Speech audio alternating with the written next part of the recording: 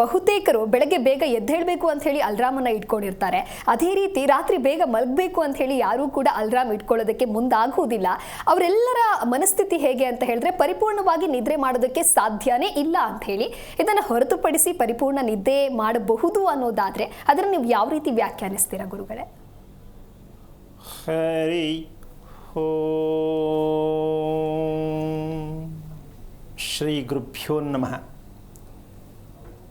ನಮ್ಮ ದೇಹ ಅನ್ನೋದು ಒಂದು ಪ್ರಕೃತಿಯಾಗಿ ಅನುಸಾರವಾಗಿ ಅನುಸರಿಸತ್ತೆ ಅಂತ ಒಪ್ಕೋಬೋದಾ ಇಲ್ವಾ? ಹೌದು ಗುರುಜಿ, ಒಪ್ಕೋಬೋದು. ನಮ್ಮ ದೇಹ ಪ್ರಕೃತಿಗನುಸಾರವಾಗಿ ಇದೆ ಅಂತಕ್ಕಂಥ ಸತ್ಯವನ್ನು ತಿಳ್ಕೋಬೇಕಂದ್ರೆ ಸರಿಯಾದ ನಿದ್ರೆ ಆಗಿದೆಯಾ ಅಂತ ಗೊತ್ತಾಗಬೇಕು. ಸರಿಯಾದ ನಿದ್ರೆ ಅಂದರೆ ನಾವು ಮಾಡ್ತಿರೋದಲ್ಲ ಏನಾಗಾದರೆ ಅಂತಕ್ಕಂತಹ ವಿಚಾರ. ಇದು ವಿಷಯ ಮಾಮೂಲಿ ನೋಡೋಕ್ಕೇನು ಇದೇನು ದೊಡ್ಡ ವಿಚಾರನ ಅಂತ ಅಂದ್ಕೊಳ್ತಕ್ಕಂಥದ್ದು ಸಾಧ್ಯತೆ ಜಾಸ್ತಿ ಇದೆ ನಮ್ಮ ಜನಗಳಲ್ಲಿ, ಅಲ್ವೇನಮ್ಮ? ಹೌದು. ನಿದ್ದೆ ಚೆನ್ನಾಗಿ ಮಾಡ್ತಾಯಿದ್ದೀನಿ, ಊಟ ಚೆನ್ನಾಗಿ ಮಾಡ್ತಾಯಿದ್ದೀನಿ ಹೇಳ್ತಾರೆ. ಆದರೆ ಅದರ ಅರ್ಥ ಗೊತ್ತಾಗಿದ್ದರೆ ಹೇಳಲ್ಲ, ಅರ್ಥ ಗೊತ್ತಾಗದೇ ಇರೋರು ಹೇಳ್ತಾರೆ. ಅದೇನು ಅರ್ಥ ಅಂದರೆ ನಮಗೆ ಎರಡು ಸಮಸ್ಯೆ ಇದೆ ಗೊತ್ತಿರಲೇ ಇರೋದಕ್ಕೆ. ಏನು? ನಮ್ಮ ದೇಹಕ್ಕೆ ಎಷ್ಟು ನಿದ್ದೆ ಬೇಕು ಯಾರಿಗೂ ಗೊತ್ತಿಲ್ಲ. ಅವ್ರು ಯಾರೇ ಆಗಿರಲಿ ಯಾರಿಗೂ ಗೊತ್ತಿಲ್ಲ ಅಂದರೆ ಮತ್ತೆ ಆಗ ನಿದ್ದೆ ಮಾಡ್ತಾ ಇರೋದೇನು ಅಂತ ಪ್ರಶ್ನೆಗೆ ಉತ್ತರ ಒಂದೆರಡು ಮೂರು ಸಿಂಪ್ಟಮ್ಸ್ ಇದೆ, ಅದು ಆಮೇಲೆ ಹೇಳ್ತೀನಿ. ದೇಹಕ್ಕೆ ಎಷ್ಟು ನೀರು ಬೇಕು ಅಂತ ಯಾರಿಗೂ ಗೊತ್ತಿಲ್ಲ. ಇದೆರಡೂ ನಮ್ಮ ದೇಶದಲ್ಲಿ ವಿಶ್ವದಲ್ಲಿ ಆಗುತ್ತಿರುವ ಒಂದು ದೊಡ್ಡ ದುರಂತ ಕಾಯಿಲೆ. ಎಷ್ಟು ನಿದ್ದೆ ಬೇಕು, ಹೆಂಗಪ್ಪ ತೂಕ ಹಾಕೋದು, ಟೇಪ ಕಳೆಯೋದ, ಶಾಸ್ತ್ರ ಕೇಳೋದಾ ಪ್ರಶ್ನೆ ಬರುತ್ತಲ್ಲ. ನಿದ್ದೆ ಸರಿಯಾಗಿದೆಯಾ, ಸಾಕಾಗಿದೆಯಾ, ಹೆಂಗೆ ತಿಳಿಯೋದು?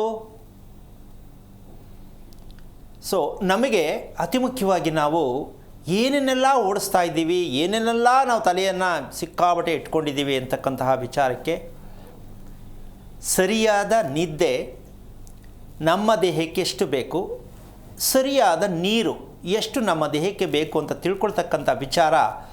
ಇದು ಎಲ್ಲರೂ ಇದ್ದರೆ ಇನ್ಸ್ಟಿಟ್ಯೂಟ್ ಏನಾದ್ರು ಇದ್ದರೆ ಕಲಿತಿದ್ರೇನೋ, ಅದೆಲ್ಲೂ ಇಲ್ಲ. ಯಾಕೆಂದರೆ ಅದು ಗೊತ್ತೇ ಆಗಿಲ್ಲ. ಮಾಡೋದು ಇನ್ಸ್ಟಿಟ್ಯೂಟ್ ಮಾಡೋದೆಲ್ಲ ಬಂತು, ಇಲ್ಲಾಂದರೆ ಮಾಡಿರೋರು ಅಲ್ಲಮ್ಮ. ಹೌದು. ನಮ್ಮಲ್ಲಿ ಹೊಸ್ದಾಗಿ ಉತ್ಪತ್ತಿ ಮಾಡೋದಕ್ಕೇನು ಕೊರತೆ ಇಲ್ಲ. ಅದಕ್ಕೇನೋ ಒಂದು ಹೆಸರಿಟ್ಟು ತಳ್ಕ ಬಳಕ ಮಾಡಿ ಹೇಳ್ಬಿಡ್ತಾರೆ, ಅದು ಸಾಧ್ಯ ಇಲ್ಲ. ಅದಕ್ಕೆ ಒಂದು ಎರಡು ಲೈನನ್ನು ಹೇಳಬೇಕಾಗತ್ತೆ. ಇದು ತುಂಬ ಕಷ್ಟಕರವಾದ ವಿಚಾರ. ಬದಲಾವಣೆ ಮಾಡೋಕ್ಕೆ ಭಗವಂತನಿಂದನೂ ಸಾಧ್ಯ ಇಲ್ಲ, ಬಟ್ ನಾವು ಮಾಡ್ಕೋಬೋದು. ಇದನ್ನು ಬದಲಾವಣೆ ಮಾಡೋಕ್ಕೆ ಭಗವಂತನಿಂದನೂ ಸಾಧ್ಯ ಇಲ್ಲ, ಬಟ್ ನಾವು ಮಾಡ್ಕೋಬೋದು. ಭಗವಂತನ ಕೈಯಲ್ಲಿ ಆಗದೇ ಇರೋದು ನಾವು ಮಾಡ್ಕೋಬೋದು ಅಂದರೆ ಎಷ್ಟು ಆಶ್ಚರ್ಯಕವಾದ ವಿಚಾರ ಅಲ್ವಾ? ನಂಬರ್ 1, ತುಟಿಯನ್ನು ಮುಚ್ಚದೆ ನಿದ್ದೆ ಮಾಡುವವರು. ನಂಬರ್ 1, ತುಟಿಯನ್ನು ಬಿಚ್ಚಿಕೊಂಡು ನಿದ್ದೆ ಮಾಡೋರು. ಇವರ ಕತೆ ನಮೋ ನಮ. ಬ್ರಹ್ಮ ವಿಷ್ಣು ಮಹೇಶ್ವರ 3 ಜನ ಬಂದು ಸರ್ ಮಾಡೋಕ್ಕಾಗಲ್ಲ. ಆಗತ್ತಾ? ಬಾಯಿ ಬಿಟ್ಕೊಂಡು ನಿದ್ದೆ ಮಾಡೋದು ಸರ್ ಮಾಡೋಕ್ಕಾಗತ್ತಾ? ಮುಗೀತು ಕತೆ ಮುಗೀತು ಅಂದ್ರೆ ಏನು? ಯಾವ ಟೈಮಲ್ಲಿ ಏನು ಬೇಕಾದ್ರೆ ಆಗ್ಬೋದು. ಏನು ಹುಚ್ಚರಂಗೆ ಆಡ್ತಾರ, ತಲೆಕಟ್ಟಂಗೆ ಆಡ್ತಾರ, ಅದಕ್ಕೆ ಹೆಸರು ಏನು ಬೇಕಾದ್ರೆ ಇಟ್ಕೊಳ್ಳಿ. ನಂಬರ್ 2, ಇದು ತುಂಬ ತುಂಬ ವಿಭಿನ್ನವಾಗಿ ನಮ್ಮ ದೇಹದ ಪ್ರಕೃತಿ ಅಂತ ಹೇಳುವಂತಹ ಯೋಗ್ಯತೆ ನಮಗೆ ಗೊತ್ತಿದ್ದರೆ, ಆ ಯೋಗ್ಯತೆ ಅನ್ನೋದು ಏನಕ್ಕೆ ಹೇಳ್ತಾ ಇದ್ದೀನಿ ಅಂತ ನಿಜಕ್ಕೂ ತಿಳ್ಕೊಳ್ಳಿ. ಯಾರೂ ಇದನ್ನು ಪಾಲಿಸ್ತಾ ಇಲ್ಲ, ತುಂಬ ಕಡಿಮೆ. ಯಾಕೆಂದರೆ ಇದಕ್ಕೆ ಸಂಬಂಧ ಇದೆ ಅಂತ ಗೊತ್ತಿಲ್ಲ, ಇಲ್ಲಾಂದರೆ ಪಾಲನೆ ಮಾಡ್ತಿದ್ರೋ ಏನೋ ಗೊತ್ತಿಲ್ಲ, ಸಂಬಂಧ ಗೊತ್ತಿಲ್ಲ.